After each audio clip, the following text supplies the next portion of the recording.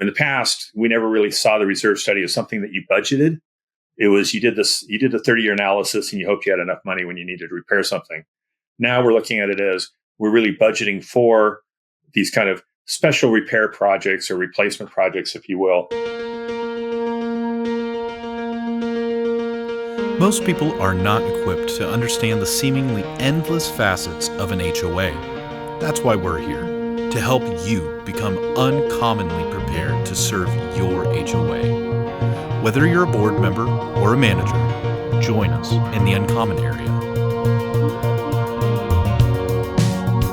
Welcome to the Uncommon Area. I am Matthew Holbrook, and this episode is kind of an advanced discussion around reserve studies and how to think about and use reserve studies in an effective way. And I'm particularly excited about this episode where I am joined by two guests.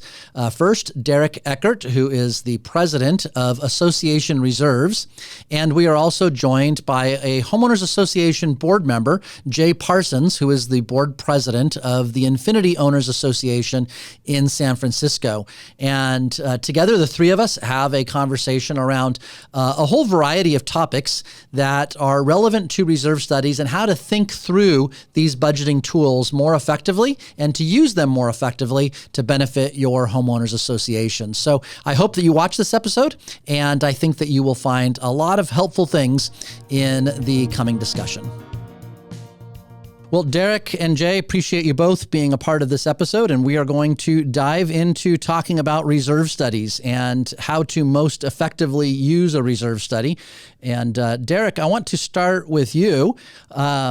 We are going to be talking again about reserve studies, and maybe you could just explain what is a reserve study, and then taking that a step further, what makes a good reserve study from your perspective? Yeah, sure. So a reserve study is a long-term budgeting tool for community associations just to identify all their common area assets, identify what the life expectancies are, what the remaining lives are, and the cost estimates, and then identify how much cash modeling you need moving forward over the next duration of years. The forecast covers a 30-year period, but that doesn't necessarily exclude items, components that might have a longer life than 30 years. What makes a good reserve study is obviously identifying all of the common area items or assets and making sure you have good quantities for each of those items, and then good cost estimates. And what can make even a reserve study even better is making sure that you get your subject matter experts involved and helping identify the true scope and what the project actually would entail and the cost estimates as well. Yeah. And Jay, you've been on a board of directors for quite a while. You've been on finance committees. You've been involved in a lot of reserve studies. When you're looking at a reserve study, what's important to you, and where do you see that maybe a reserve study is not as helpful as you'd like it to be? Well, I see one of the things that we found, especially when our building first opened 15 years ago, is that a reserve study sometimes has very low growth rates at the beginning and accelerating growth rates at the end. And what you see is a redistribution of investment where I can live here for 5 to 10 years and pay a very low rate on the consumables, if you will, the stuff that you're using up. And somebody who moves in 10 years later pays a lot. So I try to see things where the payment is fairly allocated to the participants and where there's sufficient cash to meet all of the big years. Yeah. So, Derek, what's behind that? Why do we see that kind of uneven distribution over the life of a building? Yeah, it's an interesting question. It's just interesting philosophy. When properties and buildings are new, reserves oftentimes get forgotten about. Just because everything's new, shiny, bright, doesn't need to be done for a long time. But the very nature of the reserve study is fairness, and these items, these components are truly agent in place from the get-go. And so to develop this fairness plan within a reserve study, you need to start setting aside reserves from the beginning. Is that resulting just that, are the DRE budgets inadequate sometimes, and then the reserve analyst comes in and you have to make some adjustments? So oftentimes the DRE, Department of Real Estate budget that helps get initial developments off the ground and running are oftentimes insufficient. They use generic numbers that are applicable to different types of locations. So whether it be Fresno, Los Angeles, San Francisco, they're using the same numbers and estimates within those budgets. And the same is true with different types of developments. So high rises would use the same factor or figure for a roofing system or mechanical system as your townhome community. And so oftentimes these are deficient as far as how much funds they set aside. So you should ultimately bring on a professional reserve analyst within a community association right away as soon as it's turned over to the board and have those numbers reevaluated. Yeah.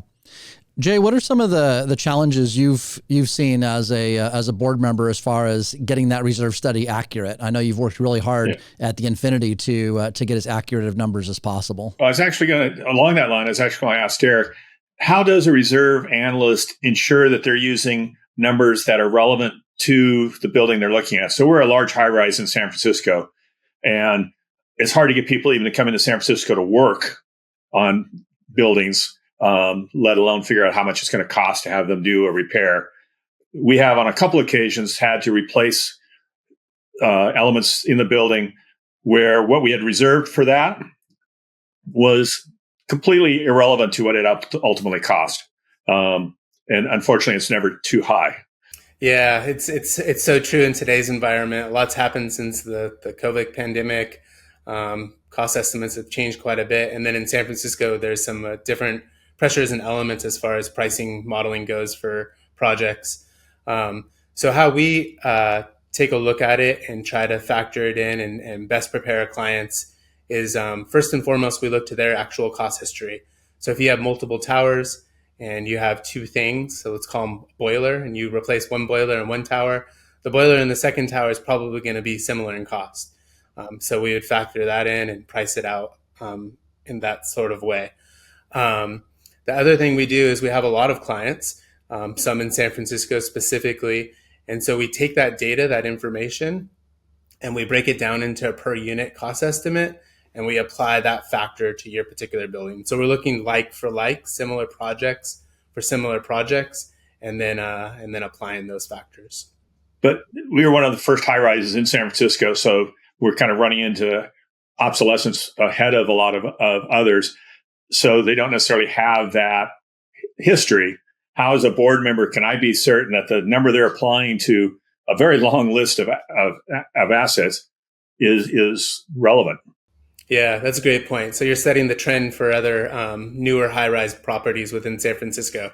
So what I would suggest is you get your subject matter experts involved.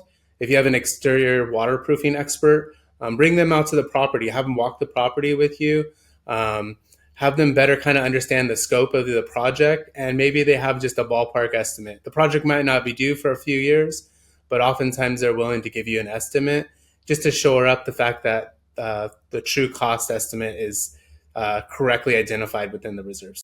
Yeah. So that's actually one thing we're thinking about doing is for our larger elements, like say elevators, actually going to Otis or to Mitsubishi and saying, what would it cost us to put all new elevators in today? And attempt to get like for like, not, 12 steps of upgrade in terms of technology or capability, just to see if we're even in the ballpark. But we often find it hard to induce a company to give you a bid that they know you're not acting on. So it's a difficult step. Yeah, a lot of vendors have been very busy the last couple of years, specifically elevator vendors. There's a couple year wait list for modernizations right now. So if you sense your modernization's coming due soon, you should probably get in line and start to develop a timeline for that. Derek, is it a reasonable expectation to look to the reserve analyst to maybe highlight the components in a building that might be most volatile?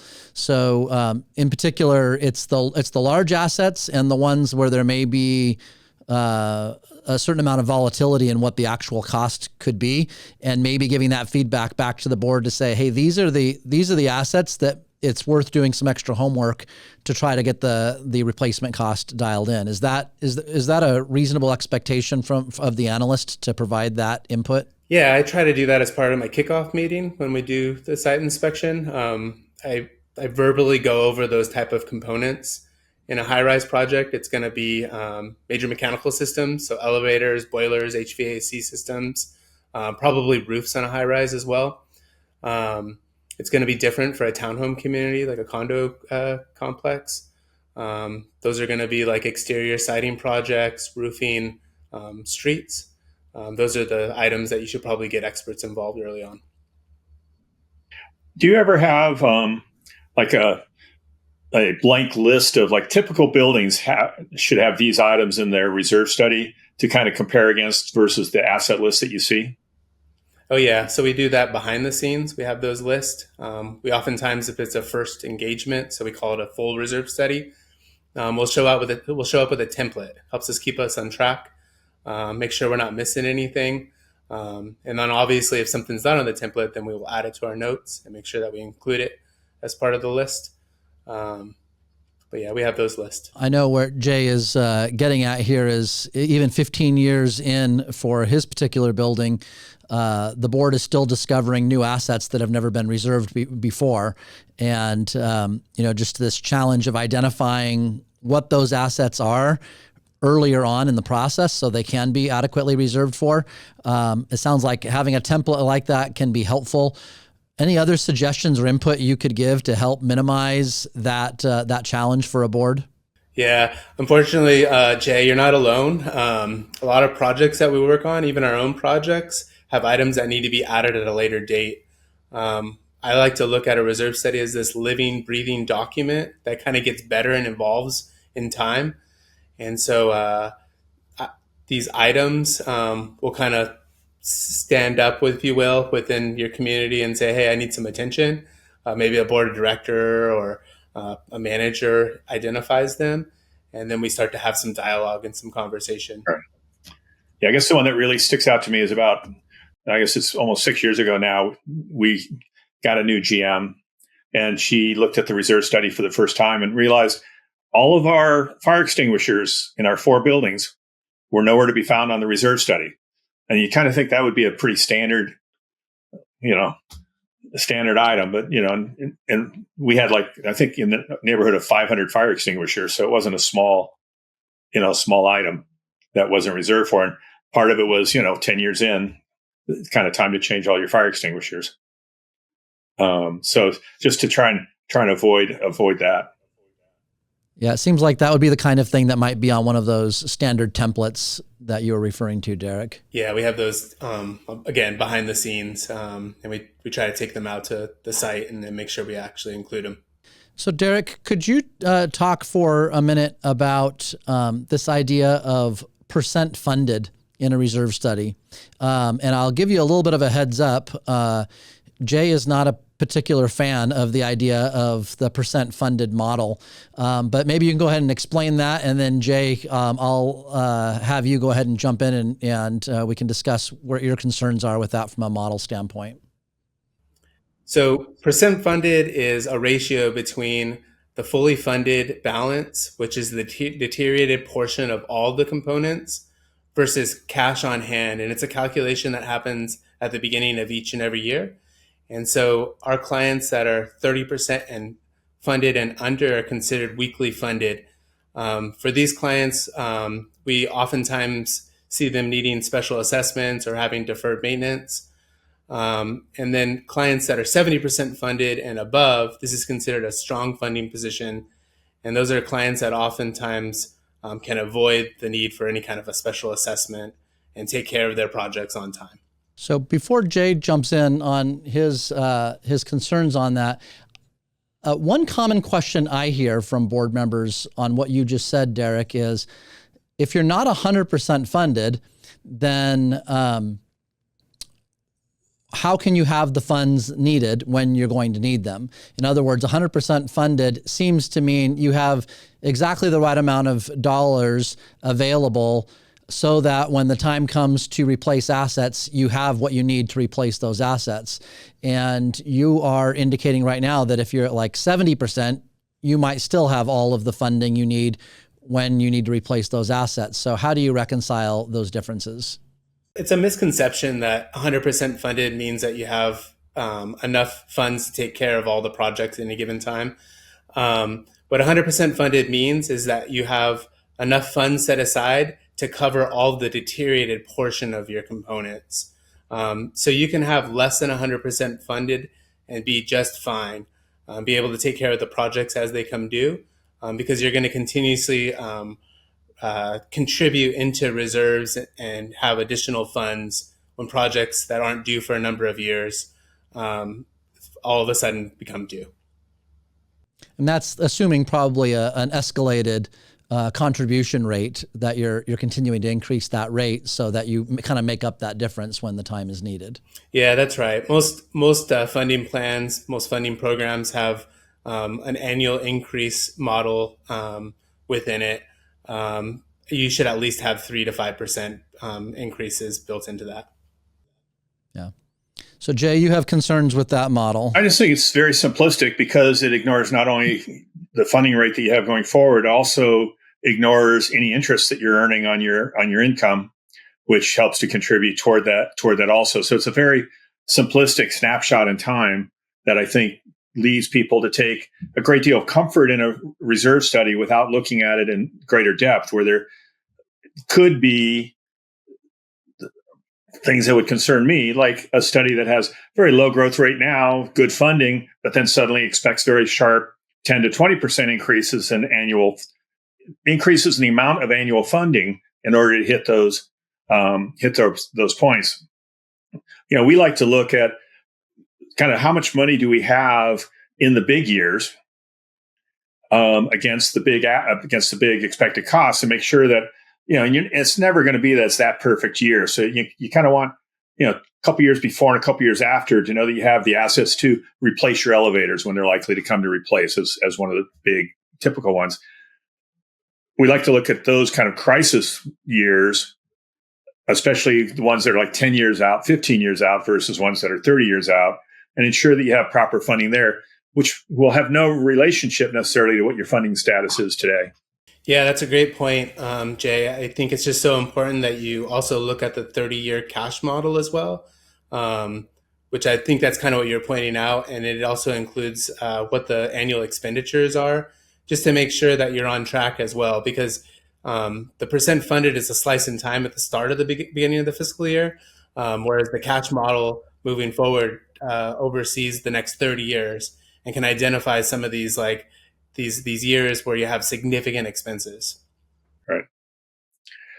So talking about that, we have different ways of optimizing or solving for what that growth rate should be for our study.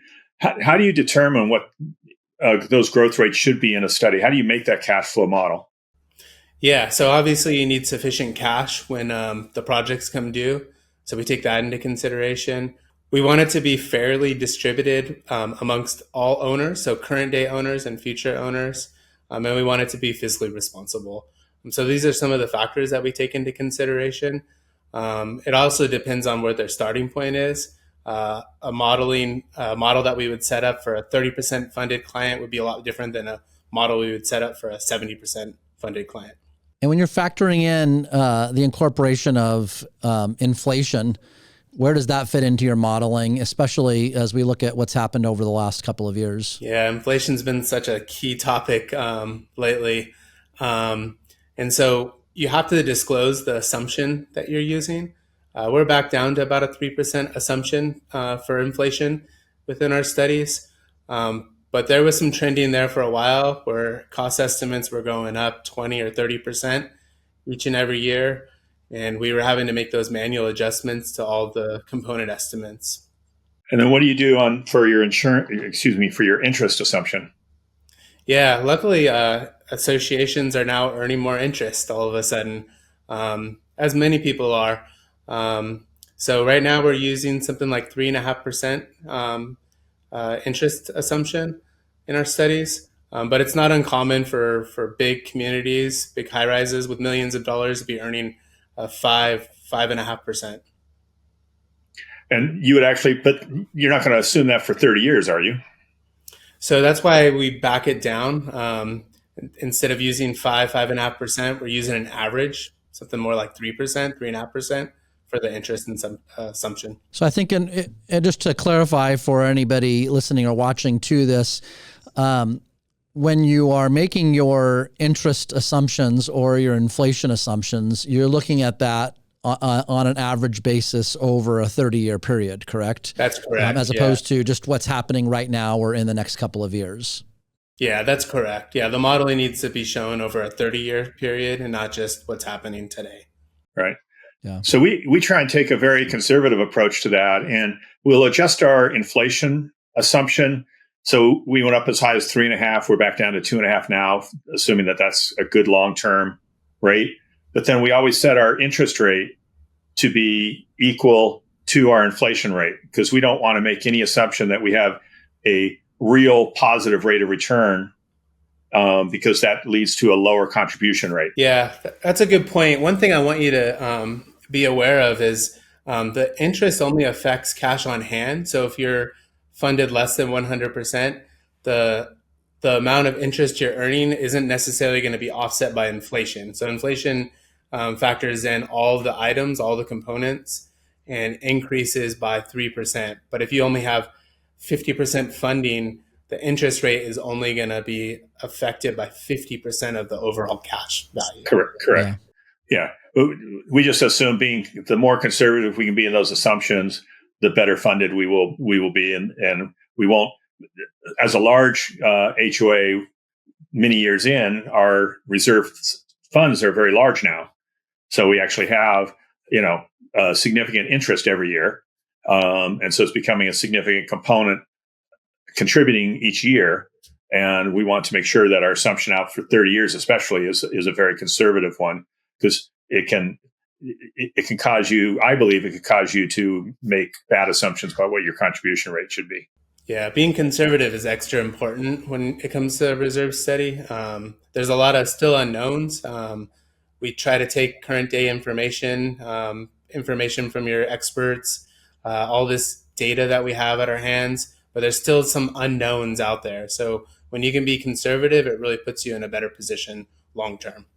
Derek, can you talk a little bit about maintenance practices that extend the useful life of an asset? So sometimes a board is facing a choice where an asset may be coming to the end of its remaining life, but there's an opportunity to do certain maintenance functions that will, buy you a few extra years versus just replacing the asset right now.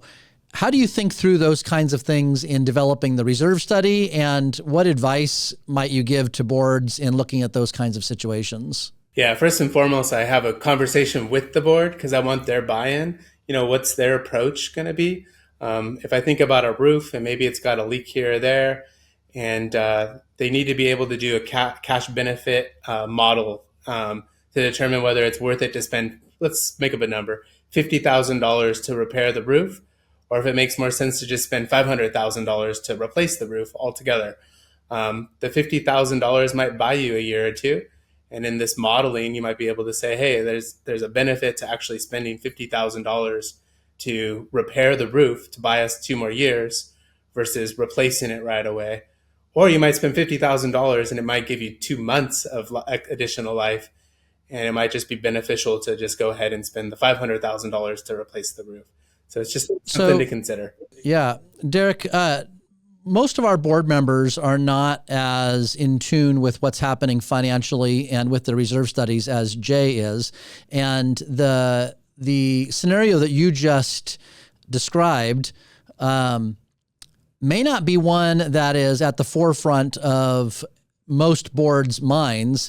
We're talking about people who are lay board members. They don't have expertise in these types of things.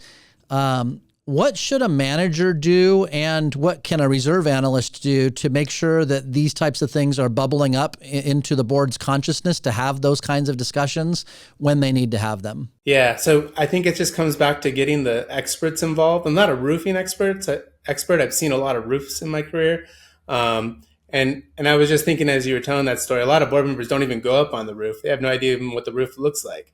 So get these experts involved, have them take photos, have them write some descriptive notes as to what the condition is and what kind of additional life they believe that they'll get out of it if they were to spend the $50,000 on the roof, so that they can have information at hand to help make some of these decisions.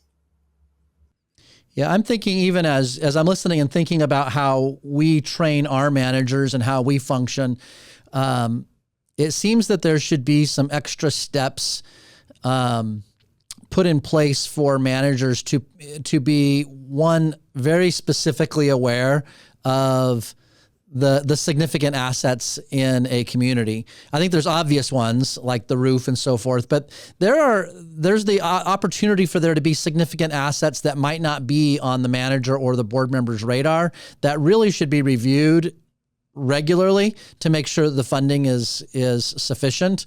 And so it seems like it might be a worthwhile exercise for every one of our associations to identify what are the X number of top most significant assets in the community, and what are the steps that need to be done every year or with whatever frequency to ensure that there is adequate funding for those assets. And I'll share a couple of real world examples that we kind of learned at the time by kind of running face into it of things that you should look for. We had a boiler up on top of the roof that needed replacing. Only problem, there was no way to get a boiler of that size onto the 36th floor of a building without helicoptering it in, which would be a huge, huge cost.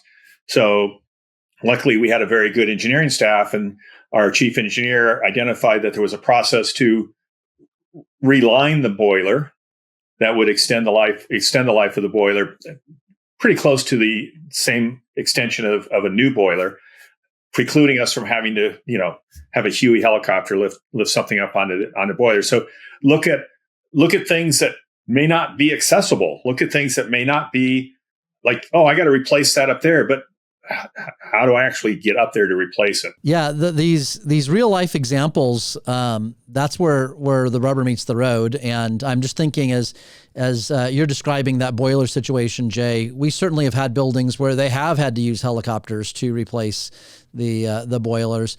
Derek, is that a reasonable expectation that the reserve analyst should be giving consideration in a particular building for the cost, not just of a new boiler, but actually what some of these extra steps might be to put that boiler in place or whatever the asset might be?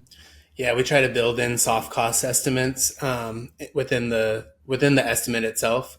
So things like a construction manager to oversee a major project, helicoptering up a boiler or a cooling tower onto the roof, or permitting for a city, right, or a municipality. So these are all factors that are considered and built in. Are they broken down in the reserve study itself? Not usually, no. Is there any value to doing that so a board might understand that, okay, when it comes to doing the, replacing the boiler, these are the types of things that we probably need to be taking into consideration? So oftentimes we'll write it into what we call our component notes. So if someone wants to get into the details and read the notes, they can find out what the makeup is of the expense within the component. But you would have to get down deep into the report to go ahead and read that. But I think the main reason why we don't include some of these soft costs as individual components is the list would get very long, and it at some point in time would become unmanageable. And so we try to keep it within reason so that the board can digest the information pretty quickly and make some of their decisions that they need to make. Yeah. And some of them are very ambiguous, I guess, and subject to change. We had to reline our fire vault water tank under the building. And one fire chief was going to require us to have a tanker truck parked outside the building for the entire time that our fire vault was empty. And then fortunately he got reassigned, and the new fire chief said, no, you're a block from the firehouse. You're good. But that would have been a substantial cost to basically pay the city for the parking permit, block the street, have this huge, I forget how many thousands of gallon water tank was going to have to sit out there the whole time that they were working on the vault and the thing. And that came and went based on just the belief of the local fire chief who had the authority to make that decision. And so you're always going to have, and this is why I think it's good to be conservative and have a little extra, because you're always going to have those kinds of just real, like, oh, who'd have thought that type of activities on the soft costs. You and I were in a meeting just last night where reserve studies were being discussed, and there was a discussion around a kind of a new line item in the reserve study that that the board was considering and had talked to the reserve analyst about. That was essentially, I want to say a kind of a catch-all line item, but that's not a fair way to put it. But a line item that would take into consideration various different projects that would be captured all together. You want to maybe talk a little bit about kind of what the thinking is on that, and then have Derek respond? What we've done is our treasurer has done all this work, so I didn't do the work. He's done a tremendous amount of work on this. Is looked at the different things that we're reserving for and said, some of them are necessary repair and replacement. And some of it is really keeping the remodeling. We want to maintain ourselves as an A-list property. To do that, our club lounge has to always look nice. And so every 10, 15 years, we have to put in a new club lounge. The existing club lounge may not necessarily be completely used up, as it will, right? In a reserve study standpoint, it could be still functionally fine, and the equipment could be fine in it, but we feel that we'll need to replace it. So what we've done is actually split those projects into two elements. One is necessary repair and replacement, and that's kind of no question. The carpet needs replacing, you replace the carpet. But then we call it discretionary projects, which are more of these kind of keeping the building current. But we have it separated out primarily for the reason that it makes it easier for the board to understand what we're saying and what we're expecting. So our lobbies need to be remodeled in 2 years. Okay. When it was buried in the reserve study, we knew that we were accumulating money for lobbies, and we knew the expected life on some parts were 5 years and some parts were 7 years. Now, by pulling them into projects, we have them more clearly aligned, and the board can then get involved in deciding, well, is the club lounge really 2 years away from its expected life, or do we need to move that out a little bit or move it in a little bit? And so I'm kind of excited about the conversation I think it'll drive on the board's respect. In the past, we never really saw the reserve study as something that you budgeted. It was you did the 30-year analysis and you hoped you had enough money when you needed to repair something. Now we're looking at it as we're really budgeting for these kind of special repair projects or replacement projects, if you will. Yeah, I think that it's really taking an ultra practical approach to how to use the reserve study as an actual budgeting tool in real life situations, as opposed to it just being broken down into these multiple different components that really are all related and should all be addressed together. And when they're all separated into these different components, you have the academic exercise, but it's not practical in how to budget in a real life situation when you care about the overall presentation of your community. And it also broke a mind dam, if you will, that we had run into as a board, where we kept thinking, carpets is a classic example. We're going to replace all the carpets in 5 years. So we weren't allocating money to repair problems with the carpets. Because why should I put a whole new carpet on this floor when it's just going to get torn up in a couple of years? And by breaking it into these projects where we actually looked at it, we realized, no, that's not actually what we're going to do. We should be repairing the carpet right now.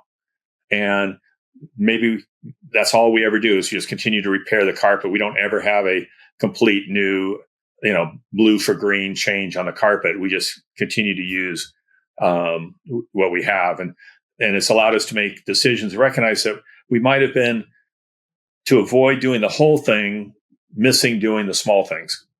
And now that we look at it, we go, oh no, we should be doing this, this, and this. And then we can do the whole thing in 5 years, but in the meantime, we need to be working on this other stuff. And so I think it's really helped us segment between what we need to be doing right now versus the bigger projects of changing something. I think that's a great approach. when I look at a reserve study and a client, I'm always trying to tailor it towards their particular property, their building, and their approaches. And to me, it sounds like you're setting up allowances to take care of interior remodel projects, and that works for you. That's a good fit for your building. And so I think it's a really good thing that you're doing that. Yeah. And it also has made it clear in our minds when we're doing a capital addition, which is not a reserve, we're adding something new versus replace or repairing something that exists. And that was always a fuzzy area for us also, mentally from a board standpoint. I'm sure it wouldn't be from a reserve analyst standpoint. As a board member deciding if I want to put a new bar in a room, is that a upgrade to that room, or is it a capital improvement, or is it a reserve asset? Those lines were often blurry for us. Yeah. And I think that maybe leads us into the last section that I wanted to address here, and that is, do you have guidance, Derek, on how boards should think about where that line does get blurred between a reserve expenditure and ongoing maintenance expenditures? I know that those are conversations that come up all the time, and wanted to get your feedback on how should a board and management think through those kind of blurry line scenarios. Yeah, I think it's case by case basis. One test that I always put into consideration is if the expense is of substance, right? So is it a significant expense to this particular property? Jay's property, it's the Infinity, it's a big project, and so $1,000 would not be of substance, right? But a smaller community of 2 units, $1,000 might be definitely a project, a component within the reserve study that should be included. So that's really the test that I look at and take into consideration. And then the second test that I also take into consideration is just predictability. Is there an understood trend as to whether or not this project will have some kind of a cycle? Will this maintenance need to continue? Will it need to happen every few years? And if it can, then I can apply like a useful life and a remaining life to that item. Yeah, I've heard a lot of boards use kind of an annual test on this. If it's something that needs to be done every year, then that's more of a maintenance expense. But if it's something where it's going to be addressed more or less frequently than every year, then it probably should be reserved for. But why would that be the deciding factor? Because if I'm doing maintenance on a boiler every year, to me, that's a reserve. I'm maintaining a reserve asset. I should be paying from the reserve. I think the only thing we really consider ongoing maintenance is like our plants and landscaping, because if we're working on a reserve asset, wouldn't you take the view that is a reserve expense? So for your boiler, if you have a service vendor that comes once a month and takes a look at it and makes sure it's functioning and needs oil or whatever, I would consider that a maintenance expense. But if you're improving the boiler in some kind of way and you're giving it additional longevity, like you're spending $5,000 to replace the burner at the bottom of the boiler, then I would consider that a reserve project. Well, I think that wraps up our time here, and that's been a very helpful discussion. A lot of really important and helpful things that board members and managers can give consideration to. So, thank you both. Really appreciate your time and your input, and just want to encourage those of you who have been watching or listening to this episode to check out other episodes of The Uncommon Area.